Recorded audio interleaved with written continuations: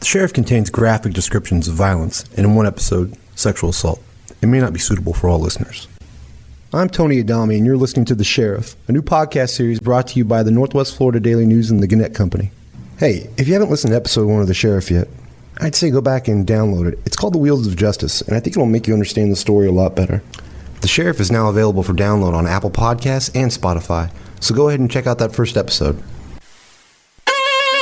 The wheels of justice in Okaloosa County have a tendency to turn very slowly.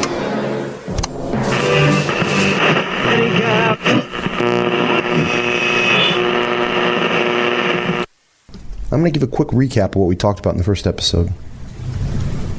In the first episode, I looked back at the events leading up to the 1940 murder of Okaloosa County Sheriff's candidate Lester Wilson in Crestview, Florida. Lester, who had previously been the police chief in Crestview, was murdered inside of the front door of his home with his wife and 2 youngest children just feet away. An assassin shot him in the head with a double-barrel shotgun through a glass panel in his front door. One of Lester's children that was in the house that night was 12-year-old Ray Wilson. He was the closest to his father when he was shot, and he ran out of his bedroom and found him on the floor.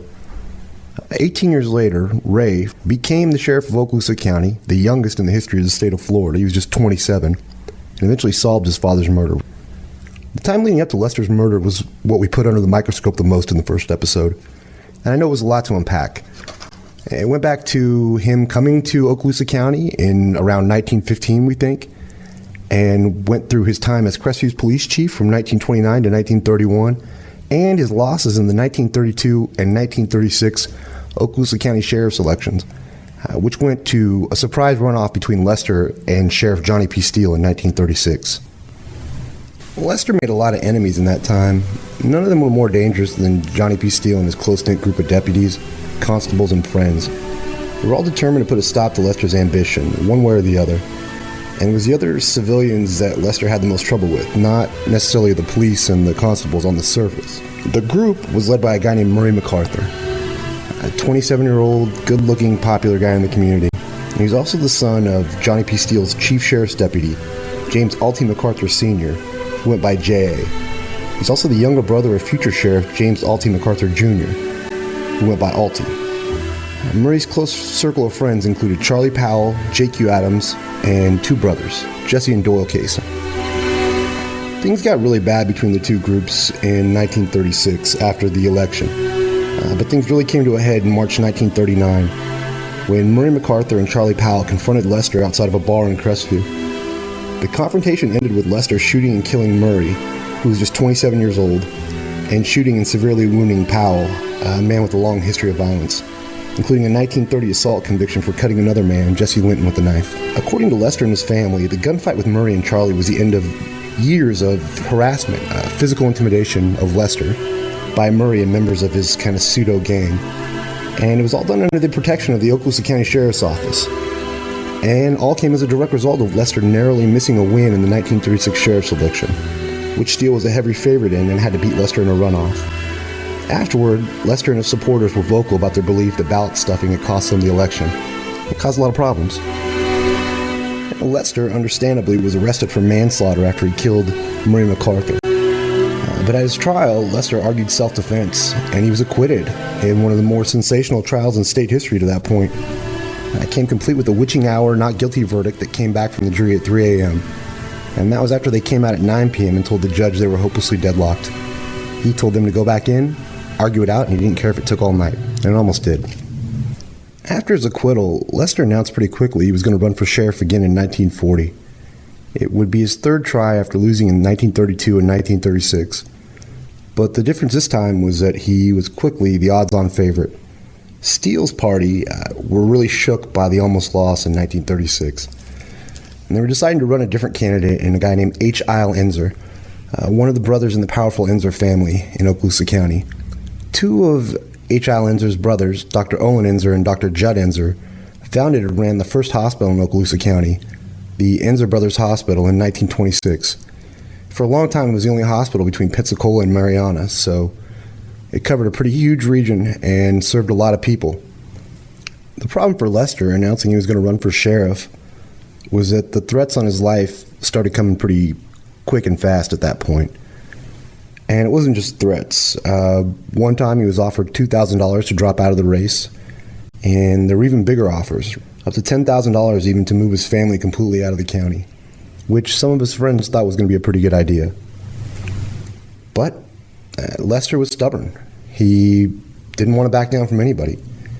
He'd had enough people come up to him and tell him that they were tired of the vice in Okaloosa County, mainly the gambling, the moonshiners, and the prostitution that had become rife, and that they wanted to change. This is The Sheriff, Episode 2, The Night Gunman. Your father beat him. Did he? You know he did. Heard the story 1,000 times. That's Bran Stark in Season 6 of Game of Thrones. So, I guess that's my really nerdy way of saying that our family histories aren't always what they think they are.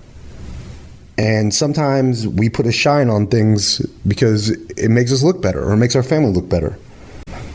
And how it brings back to our story is that while I was able to get a lot of the Wilson family history via court records, old documents, and talking with Lester's grandson and Ray's son, Stuart, there's also another side of the story that we shouldn't forget about. And that's the MacArthurs. Tell me, what your father, you said he did talk about Murray. Tell me what he said about Murray. Murray, that he was a marvelous young man. Okay. That's Murray's niece, Penny Janowski. Her father, James Alty MacArthur Jr., Alty, was a longtime engineer for the state's road department and also served as Okaloosa County Sheriff from 1950 to 1952. He and another man named Charlie Powell approached the car where a guy who had been kicked out as either sheriff or deputy sheriff shot them through the window. They were just kidding around, and he shot them both, but only Murray died. And go ahead. I read the obit in the paper for Murray, and as it said, he was one of the most well-liked, nicest young men in the county. Yeah, it was brought up. It's a very sad subject, so it was not brought up often at all, other than how wrong it was. The man was acquitted. Oh, yeah. And then that same person was murdered a year later. Like I said before, Murray and James was older, Alty was older. Their father, James Alty MacArthur Sr., was the chief sheriff's deputy under multiple sheriffs and died in 1933 on duty when he was making an arrest working for Sheriff Johnny P. Steele, who was the one who Lester had so many problems with. The story I told about my grandfather dying was he was a deputy sheriff also. Yeah. In the back seat of a car with whoever they were taking to jail, and the guy said to the driver, "Hey, this deputy sheriff just fell over." Penny founded and ran a really successful band camp in St. Petersburg, Florida for 41 years. It's called Penny's Band Camp. She retired in 2013. We talked for about an hour, and I think she's probably the best person alive today who can speak to the MacArthur family's experience as to what happened during the time we're looking at. I'm really lucky she has such a great memory, and I know at the end things between me and her took kind of a bad turn, but I'm still glad she was willing to talk to me. And just like the story I told of the Wilsons in the first episode, I'd like to tell the MacArthur's backstory. It won't be as long as the Wilsons' backstory, but I think it's important to tell their story as well. It's a backstory that has pretty deep ties to the founding of Okaloosa County. It's also a family history that overlaps and interconnects with a lot of the men who we know now were in on the plot to assassinate Lester Wilson. As most public records go, the first thing I could find about the MacArthurs was a newspaper article from September 21st, 1903, in addition to the Pensacola News Journal that had a little piece on J. MacArthur Sr. That would be Alty and Murray's dad. He was only J. MacArthur then, because he hadn't had any kids yet. He was 23 years old, and he'd been arrested for bootlegging liquor. The charge was selling liquor without a license, and he had a court date set for September 29th. I couldn't find what the final outcome of the case was, however, but as we do know, he did go on to become a chief sheriff's deputy. J.A. Sr. and his wife Kate had two sons, Alty in 1907 and Murray in 1909, along with two daughters. The boys were incredibly close. One of the next things I found was a letter from Alty to Santa in December of 1914. Here's what the letter said. Dear Santa Claus, I'm writing here to let you know what I want. I want a cat, pistol, and a knife. My little brother Murray wants a cat, pistol, some other fireworks, and a knife. I am 7 years old and in the 4th grade. That's Levi Tomachek reading the letter that Alty wrote to Santa Claus in 1914, where he asked for gifts from Murray as well. I think it really goes to show how close the brothers were actually at a very young age, and kind of gives some insight into what the family was like and how much Alty looked out for Murray. Now, as we mentioned before, the tragedy that struck the family in 1933 was that Alty and Murray's father, J.A. Sr., the top chief sheriff's deputy in Okaloosa County, died during a routine arrest. He arrested a man named George Atwell, a local bootlegger, and Johnny P. Steele was one driving them back to Crestview to put Atwell in jail. J.A. Sr. sat in the back seat with Atwell, had a massive heart attack, and died. Just a year later, things would change again in a pretty big way for the MacArthurs when Alty married Melanie Maples. Melanie was the daughter of a man named William H. Maples, who is widely credited for founding Okaloosa County in 1915. It's even on his headstone in Crestview where it says, "Founded Okaloosa County." He was a very powerful man, and their wedding was front page news. Everyone who was anyone in Crestview was there. Murray was his best man. Jesse Kaysen, one of Murray's best friends, was his wife, Connie Enzer, the daughter of Olin Enzer, one of the doctors who founded the Enzer Brothers Hospital. She was one of the bridesmaids. Melanie is Penny's mom.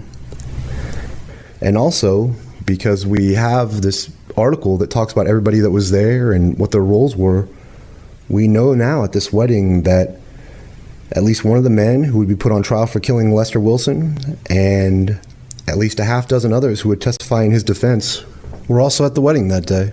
Murray's killing in 1939 hit the whole town hard, especially the MacArthurs, obviously, and the group of friends they had around them. The paper of record, the Okaloosa News Journal, ran an article we talked about in the first episode that talked about what a great guy Murray was.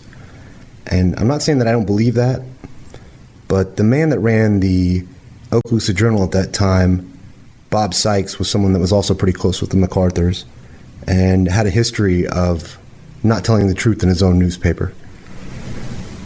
So by the time that Murray was murdered in 1939, he was leading a much different life than Alty was, his big brother.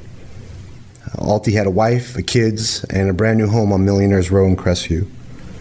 Murray still ran with the crowd. He was 27. He had the Kaysen brothers, Doyle and Jesse, Charlie Powell and J.Q. Adams among them. Here's some audio that we played in the first episode from the testimony of Woodrow Wilson, Lester Wilson's son, that can give us a little more background on that group of friends. You testified, I believe, that your father had some trouble with these other boys. No, sir, I didn't say he had trouble. I mean, some other boys jumped on him, excuse me. Yes, sir, some other fellows. I didn't say these boys. Who were the other boys? Murray MacArthur and Chance Powell, and on one occasion, J.Q. Adams. You said Chance Powell, but do you by chance mean Charlie Powell? Yes, sir, Charlie Powell. Thank you. At Murray MacArthur's funeral, Johnny P. Steele, the Okaloosa County Sheriff, William H. Maples, State Senator, former judge, and the founder of Okaloosa County, and a man named Newman Bracken, who ran a drugstore in downtown Crestview, and would be a state senator for decades, all served as honorary pallbearers. In 1958, during the trials of the men accused of killing Lester Wilson, Steele and Bracken also were called to testify for the defense. After Murray's murder, the group of men that he was kind of the de facto leader for were pretty listless, meaning that they didn't have anyone to tell them what to do. Unlike Alty, Jesse Kaysen's marriage to one of the more prominent families in Crestview had fallen apart because of his drinking and womanizing. He and Connie Enzer, the daughter of the Dr. Olin Enzer, who founded the Enzer Brothers Hospital, divorced in 1936.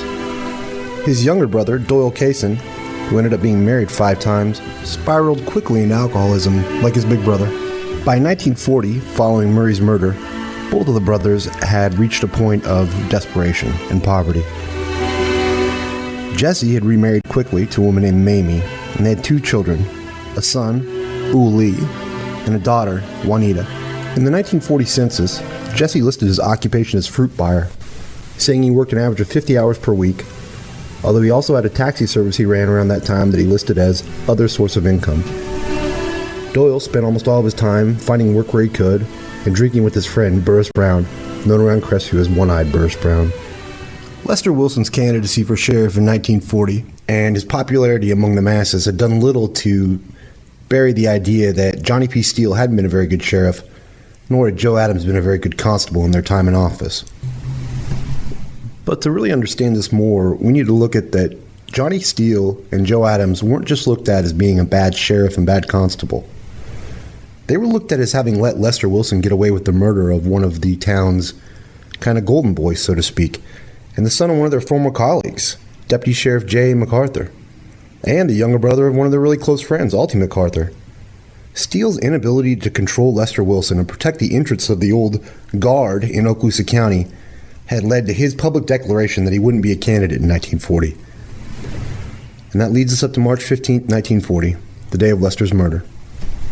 You're listening to The Sheriff, a new podcast series from the Gannett Company in the Northwest Florida Daily News.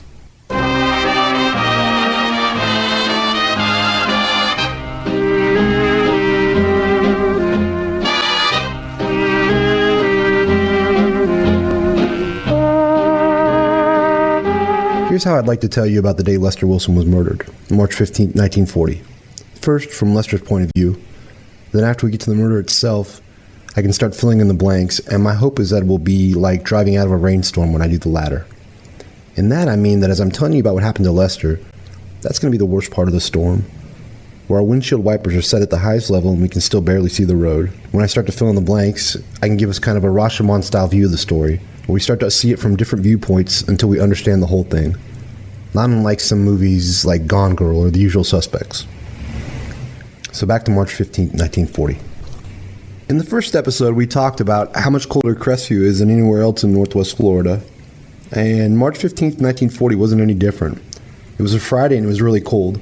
According to weather reports from that day, the weather was in the 40s to 30s. Lester would have worked the first shift at the taxi stand, rising early to drive the car to the Sunray Cafe in downtown Crestview, which was about 1 mile south of the family's home at 748 Long Drive. The way the taxi stand worked was there were 3 taxis that operated: Joe Adams' taxi, Jesse Casen's taxi, and Lester Wilson's, with Lester's being the preferred taxi of the 3.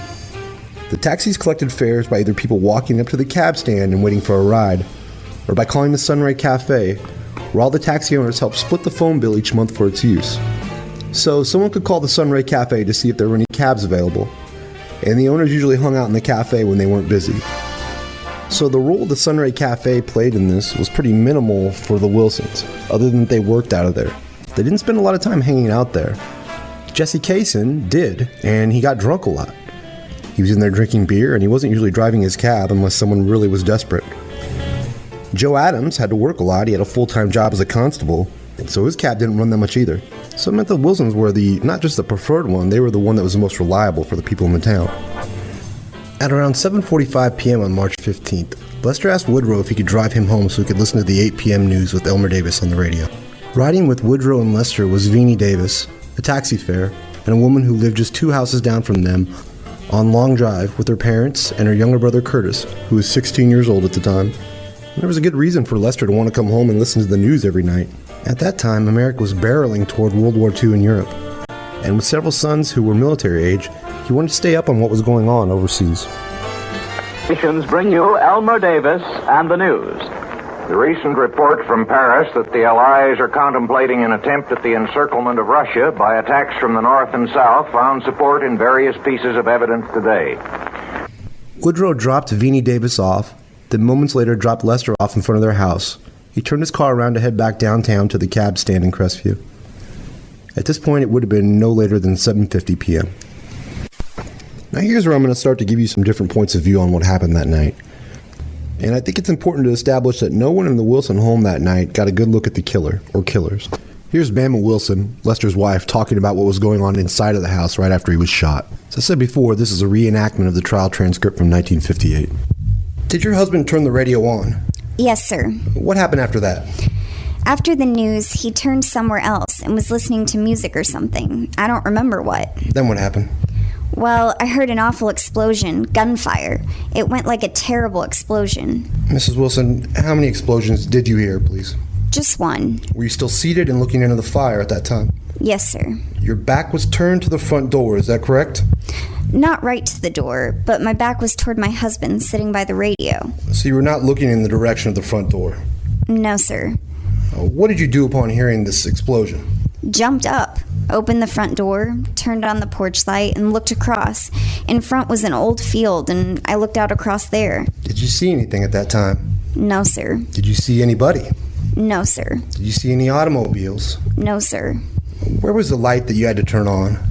The switch was right by the door. On the inside of the house, is that correct? Yes, sir. Okay, and that turned on the porch light? Yes, sir. When you did that and looked and saw nothing, did you go out onto the porch? I just stepped outside the door. I didn't see anybody. Okay, Mrs. Wilson. Then what did you do? I didn't see anybody. Then I turned around and saw what happened. When you turned around, where was Mr. Wilson? Lying on the floor. Where was the chair on which he had been seated? It was turned over on the floor. At that time, did you observe a wound on Mr. Wilson anywhere? I did. How many separate or distinct wounds did you observe? Just the one. Please, ma'am, describe that wound to the court and the jury, please. Well, it was the left side of his head that was torn off.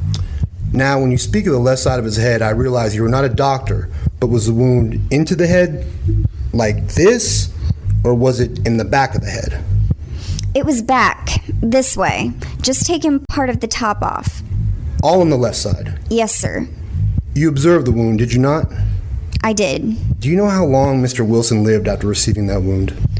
No, sir, but it wasn't but a few minutes. Ray was in his room and didn't come out till he heard his father get shot. Velma, the only daughter, was in her room, didn't come out till she heard her father get shot. J.W. Miller, Bama's father and Lester's father-in-law, was on the other side of the living room, but he was slow to get up. He was a little bit older. He didn't see anyone either. For all intents and purposes at this point, we now understand everything that was going on in the Wilson household. After being dropped off by Woodrow, Venie Davis went inside and sat down at the window in her living room, facing the direction where she could see the Wilson's house to her left, all of Long Drive right in front of her, and to her right, she could see U.S. Highway 85, which some people call Laurel Hill Highway. It's the same road, just with different names.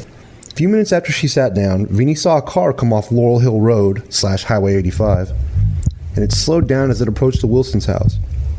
It passed by, turned around, and drove slowly back through the street. Then it picked up speed when it went past the Wilsons and back toward the highway. Then, a few minutes later, Venie saw another car repeat that same route, off the highway, toward the Wilsons, turn around, slow down in front of the Wilsons' house, then come back toward the highway at a high rate of speed. A few minutes later, a possible third car backed up in front of the Davis' house all the way to the fence. This car was black. It backed up so it was facing the highway, had its back or its bumper toward the Wilsons' house after it got turned around. Venie ended up being an excellent witness in the case in 1958. One of my co-workers, Ashley Wild, who is actually from Crestview, was nice enough to record Venie's testimony, or part of her testimony, in the trial in 1958. So here's what Venie said happened after the third car backed into her driveway. And then what did you see?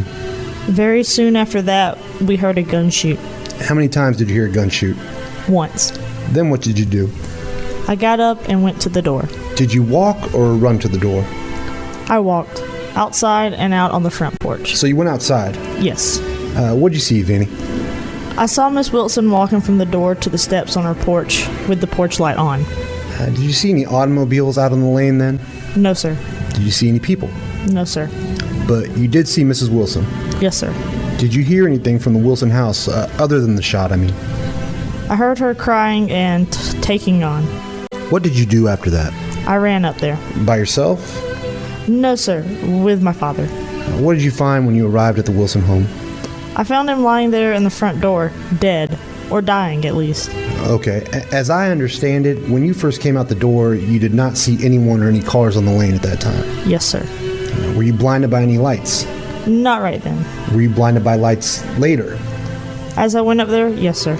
So while you were running from your house to the Wilson house, did you see anybody or any cars? I know you saw Mrs. Wilson, but did you see anybody else or any cars on the lane? Yes, sir. 2 cars. And which way were they headed? Toward the Laurel Hill Highway. Okay, what were those 2 cars? Where were they when you saw them? About halfway between our house and the Wilsons. How close were the cars together? Right close together. Did you get a good look at the cars? No, sir, because the lights were turned on in my face and it blinded me. What was their speed, Jeannie? They were still. They were parked with the lights on. I don't think you have to have a law degree or be a police officer to understand that the cars that Vinnie Davis saw that night, the ones that came down her block before the shooting and the ones she saw afterward, were cars full of men involved in the shooting and the assassination of Lester Wilson. The one thing all these cars have in common is that the last time that Vinnie saw them, they were all headed toward Laurel Hill Highway, which would have been the only exit off of Long Drive. Vinnie and her father would have come upon a pretty horrific scene. They would have been the first ones outside of the home itself to see what had happened to Lester with half of his head blown off from a shotgun blast. They also would have seen Ray standing over his father's body, trying to help. They weren't the only witnesses on the block. Mrs. W.R. White, who lived directly next door to the Wilsons, told a reporter for the Pensacola News-Journal that after she heard the gunshot, she opened her front door and heard a man running through her yard, then heard an automobile door slam shut and a car drive away. Now, she wouldn't have been able to make out the man running because it would have been totally dark out there, but the door that she heard slam shut would have been the same one that Vinnie heard slam shut. Just across U.S. Highway 85 from Long Drive were the Huttos. This was Sharon, Lester's sister, and Alfred, his brother-in-law, and their children. Alfred Hutto came running out of the house when he heard the screaming. First his wife, and then Bama in the distance. It's Bama, his wife told him, and he just started running, sprinting directly toward where the Wilsons lived. Out on U.S. Highway 85, there was another key witness in the trial, Curtis Davis, Vinnie Davis's younger brother. He was about to see something he would never be able to wipe from his memory. You're listening to The Sheriff, a new podcast series from the Northwest Florida Daily News and the Gannett Company. Curtis was walking the 1 mile or so from downtown Crestview to his home on Long Drive. He was approaching a service station approximately 1 block or 1/4 mile from the turn onto Long Drive off of Highway 85.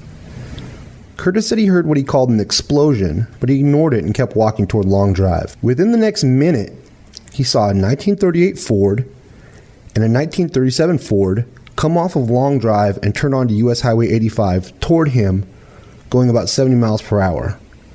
As the cars came onto the highway, Curtis stepped back from the road into the shadows where he couldn't be seen. Moments later, a 1934 Ford came off of Long Drive, going about 40 or 50 miles per hour, and went straight across the highway and onto a dirt road. Curtis recognized 2 of the cars immediately. The 1938 Ford that was speeding toward him, and the 1934 Ford that jumped over Laurel Highway and went onto the dirt road. There were several other witnesses in the trial who corroborated Curtis's testimony about who the first car belonged to. I'll let him tell it. As to the 38 Ford and the 37 Ford that passed you, the 38 Ford with the spotlight and radio antenna and the other black car, were you able to identify either of those as to the ownership? The 38 Ford with the spotlight and the radio antenna belonged to Joe Adams, at the time the constable. The 37 Ford I could not identify. Curtis wasn't the only one in the trial who testified about being really familiar with Joe Adams' car. He was, after all, the town constable. Do you know what kind of a car Mr. Joe Adams was driving in his official capacity as constable or deputy sheriff, as distinguished from his actual cab? He used the same car for both businesses right at that time. What kind of a car was he operating? A black Ford. Do you remember the year or the approximate year of that car? I believe it was a 38 Ford. Do you remember any distinguishing or identifying features on Mr. Adams' black Ford? He had a spotlight and a radio on his car. Curtis recognized the third car as well. The 1934 Ford that came over Laurel Highway was black with red wheels. About a half dozen people at the trial in 1958 testified to who owned this car. It was Doyle Cason. By midnight, E. Dixie Beggs, the federal prosecutor assigned to investigate the case, was in Crestview. Unfortunately, it would be almost 20 years before Curtis and Vinnie would tell what they actually saw that night and what they experienced, out of fear. Curtis testified at the 1940 grand jury and then the 1952 grand jury in this case. Both times he left out important parts of his story. He wouldn't tell the whole truth until 1957, when he was tracked down by Pensacola Police Department investigator Walter Steinasek and Okaloosa County Sheriff Ray Wilson, Lester Wilson's son. It was then that he told the whole story. Here's a clip of Curtis from the trial in 1958, trying to explain to defense attorneys why he hadn't told the whole story back then. And I assume at that time you told him the same story you did today. No, sir, and I'll tell you why. I was a kid and I was scared, and my people had told me to keep quiet. Curtis was probably right to be scared. He also wasn't the only one who would take over a decade to finally tell what they saw on the night of March 15, 1940. Unbelievably, it was what they experienced after the murder that instilled the most fear in them. For Vini, it was that night, in the Wilsons' home, and people were coming in and out of the house. That's when she ran into Doyle Kaysen. Here's what she said happened. In what part of the house did your conversation first take place? In the kitchen. Mrs. Davis, tell us what he said to you and what you said to him. I said if I had minded my mother, I might have seen whoever shot Mr. Wilson. Doyle said yes, but that little if always stands in the way. It might have been best if you didn't. The next day's coverage in the Okaloosa News-Journal would have done nothing but further cement Vini, Curtis, and many others' idea that they should not talk. The article on the murder stated that Lester had many enemies, and authorities had no clue who the killer was, that no one saw the killer run up to or away from the house. The article in that paper, Les Wilson Killed by Gunman, gives no backstory on where Wilson's enemies came from, and totally omits the killing of Murray MacArthur 1 year earlier. It also goes out of its way to make the Wilsons seem poor, describing their house as small because it couldn't fit hundreds of people into it for the funeral. I can't reiterate how shameful it was for Bob Sykes to let stuff like this get in his paper, especially considering his relationship with the people on one side of the conflict. Thank goodness for the Pensacola Journal at this time. The article that ran describing the killing, Sheriff Candidate Killed by Night Gunman, ran top stripped across the cover. It was a big enough story at the time that whoever was running the News-Journal decided that it needed 2 extra subheads. Those are the smaller headlines you see on newspapers. Some people call them kickers. One of them said, Lester Wilson is shot from porch of home. And another one said, former police chief had been acquitted of killing MacArthur. Something that the Pensacola Journal thought was good enough to put in one of their subheads. The Okaloosa News-Journal did not even mention in their story.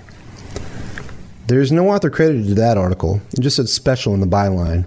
But it does give us some details that may have otherwise been lost to history. Mainly, it points out that while Lester was shot at 8 p.m., Sheriff Johnny P. Steele did not show up at the house until after 10:15 p.m. at least. And the reason for his absence given was that he'd been serving warrants in the northern part of the county, which is also where Crestview is located. When Steele did show up, he was not granted admittance into the home by Fox Wilson, Lester's brother, and Woodrow Wilson, Lester's son. He turned and went away, didn't ask any questions. We also have the story told to us by Stuart Wilson, Lester's grandson and Ray's son, about what happened to Ray that night later when he was sitting in his bedroom. Dad died about 5 years ago. He didn't tell me this till 6 years ago. And he said, son, I never would tell anybody because I carried this myself all these years, but I'm letting you know what happened. He said, I sat on the edge of that bed, and as I was picking pieces of my dad and your granddad's skull, bones, fragments, and blood and tissue, brain matter, I stepped in it. And as I was trembling and cleaning my feet, 2 policemen outside my window said, each one to another, you know they'll never catch the killer or killers. He said, yes, I know it. Constable Joe Adams, who lived in Crestview and was directly responsible for overseeing the safety of its citizens, did not show up at the Wilson house at all. His whereabouts in the article in the News-Journal were listed as unknown. So, one of the most prominent, well-known citizens in the county, in Okaloosa County, is murdered, and dozens of citizens on their own, including some of the people involved in the murder, show up at the Wilsons' house that night. But no one from the Okaloosa County Sheriff's Office. Not for at least 2 hours. You've been listening to The Sheriff. It's a new podcast from the Northwest Florida Daily News and the Gannett Company. You can find it wherever you usually get your podcasts from. You can also go to nwfdailynews.com for more information on this case, including pictures, stories, and background information on all the people involved. Florida Governor Fred P. Cohn didn't waste much time looking into the murder. Right away, that same night, as I said, he sent E. Dixie Beggs, a federal prosecutor from Pensacola, into Crestview to look into it. Within days, he was joined by H. Clay Mitchell, a state investigator. And the two of them learned quickly what we know now. that Lester had a lot of enemies, that he was in constant fear for his life for several years, and that he had refused to leave the county out of fear. They learned about the offer of $2,000 to drop out of the sheriff's race. They learned about the offer for $10,000 to move out of the county. They learned that Lester was not interested in either one of them. In one of his few quotes given to the Pensacola News-Journal, Beggs went on record saying, Lester had either unwavering friends or bitter enemies, and there wasn't any in between. The Wilsons held Lester's funeral on Monday at their home. Hundreds of people had to wait outside. Then there was a funeral procession. By that same Monday, Beggs and Mitchell were back in Crestview, but they clammed up quite a bit as far as what they were saying publicly, only that they were back in town and hoped to find the killers soon and make an arrest. Sheriff Steele continued to spit out the same lines over and over. $250 reward, clues were scarce, and they had no idea who the killers were. Several newspaper articles said there were at least 6 suspects, but their names were never released. Bob Sykes, again the man who ran the Okaloosa News-Journal and was also running for a seat in the U.S. House of Representatives, and who had arguably done as much as anyone to make sure the case didn't gain traction in the media, weighed in a few weeks later, saying he'd called on Cohn personally to bring in the Federal Bureau of Investigation. Justice must be done to society and to the family and friends of Lester Wilson, Sykes said. The good name of this county and our people must have the right to feel that such acts will not go unpunished. Sykes, who had served as a pallbearer at the funeral of Murray MacArthur, he made no such declarations in his own paper, where he was prone to writing lavish 100-point front-page editorials on any number of topics. Just not on the murder of Lester Wilson. By April 28th, Beggs and Mitchell were ready to admit defeat. They admitted they had no clues and no suspects, and they asked for a grand jury to be convened in Crestview to investigate Lester's murder. They began taking testimonies from the grand jury within days. The grand jury was convened in Crestview and included members of the community who definitely had affiliations to one side or the other, including Frank Enzer, a close personal friend of the MacArthurs, and J.B. Wilkerson, a distant cousin of Murray MacArthur. And as far as the investigation into Lester Wilson's murder, that was pretty much it. No arrests or indictments from the 1940 grand jury, and other than an occasional flare-up from Fox Wilson in the press, most notably when he accused Governor Fuller Warren of removing him as constable in Crestview's district after he pressed Warren too hard on reinvestigating the murder, that really was it. Until 1952, when a drifter in North Carolina, Ed Rutland, who claimed he was one of the men who had conspired to murder Lester Wilson. Rutland's story came under pretty heavy scrutiny right from the beginning. He said there were 4 other men involved, but the only one he ever saw for sure was the man who pulled the trigger, and that man had worn a hood the entire time. A story that was deemed unbelievable by a grand jury that was also convened in 1952. Rutland, however, had lived in Crestview for several years, but had left town in 1942, and he had known Lester Wilson. The sheriff in Okaloosa County at the time of Rutland's confession, quote-unquote confession, was Alty MacArthur, who served from 1950 to 1952 after H. Isle Enzer, the man that Lester Wilson would have gone against in the 1940 election, was ousted from office in 1950 by Governor Fuller Warren for not enforcing gambling laws. Alty MacArthur only became the sheriff after Farron Campbell, who would be one of the defense attorneys in Lester Wilson's murder trial, was named sheriff initially, until Governor Warren found out that Campbell was H. Isle Enzer's son-in-law, therefore pulling him out of office and putting Alty MacArthur in. Now, it may have been lip service, but right off the bat, Alty said that he was going to arrest Rutland for aiding in a murder. But Rutland's path to Crestview was diverted by state officials, who ordered him brought to Pensacola first. That's where Rutland told the police and newspaper reporters that he was in the getaway car with the shooter. And after he murdered Lester Wilson, he asked the shooter who he was. And the man responded by saying, "I could be any one of 4 people, you crazy bastard." Rutland's story actually changed so much, depending on who he told it to, that eventually no charges were brought, even though Alty convened another grand jury to look into Lester's murder.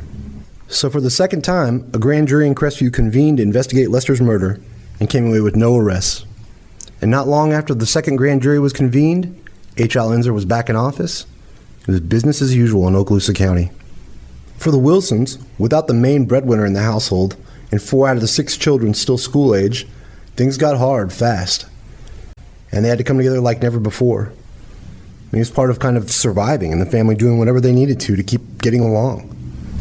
Thankfully, they still had Bama Wilson, who was one of the stronger, more resolute women I've ever heard of. Beginning the night of the murder, she kept a brave face. She would always say she still hoped that her husband's killers would be brought to justice one day. In private, she preached to her family on what she thought was the most important part of their healing after Lester's murder, which she said was forgiveness. She thought that the need for revenge was as dangerous as anything that could get in a person's heart. That anger and resentment and bitterness would only poison the well. So while Bama tried to preach the need for forgiveness, alongside the need for justice, at least two people never gave up on the investigation. That was Lester's brother, Fox Wilson, and his youngest son, Ray Wilson. The two chased leads around the county and the region for years. If they heard a rumor about somebody that knew something about Lester's murder, they went out there and they looked into it. They filled up notebook after notebook with leads they followed, and eventually, it seemed like they were always pulling on the same threads. This went on until Ray graduated from Crestview High School in 1946 and enrolled in the Navy, where he went and served in the infantry as military police in the years leading up to the Korean War. When Ray got out of the military, he moved to Port St. Joe, where he worked for a paper mill, and he got married to his wife, Virginia. And you can make an argument that Ray marrying Virginia served as much of a part in solving this murder as anything. And why was she so important? She was important because she knew what was important to Ray. She knew that no matter what he did, no matter what career he held, that the thing that was going to motivate him and the thing that was always going to be in his heart was wondering who killed his father. Finally, one day she went to him and said, "Ray, I don't know what we're still doing in Port St. Joe. We got to get back to Crestview, get you elected sheriff, and figure out who killed your dad." And that's exactly what they did. On the next episode of The Sheriff. Well, I don't want anything said disparaging about my dad because he's innocent in the whole thing. It was a very sad thing, and I would like you to be very careful what you say about that. Does either one of you remember a family, the Caissons? Yep. What can you tell me about the Caissons? Well, they've been around here for years. Yeah. The Caisson family had. One of them ran a liquor store past Marcamp down there. Raymond, that was one brother. Yeah. Doyle was another brother. Mm-hmm. And Jess was another brother. What about Jess? Jesse? Yeah. The Sheriff is recorded at the Northwest Florida Daily News in Fort Walton Beach, Florida. The Sheriff is written and researched by Tony Adame and edited by Nick Tomachek. Additional voice work on this episode was done by Nathan Cobb, Levi Tomachek, Ashley Wild, Savannah Evanoff, and Sam Grubenhoff. Perfect. That perfect? That was perfect. Thanks, buddy.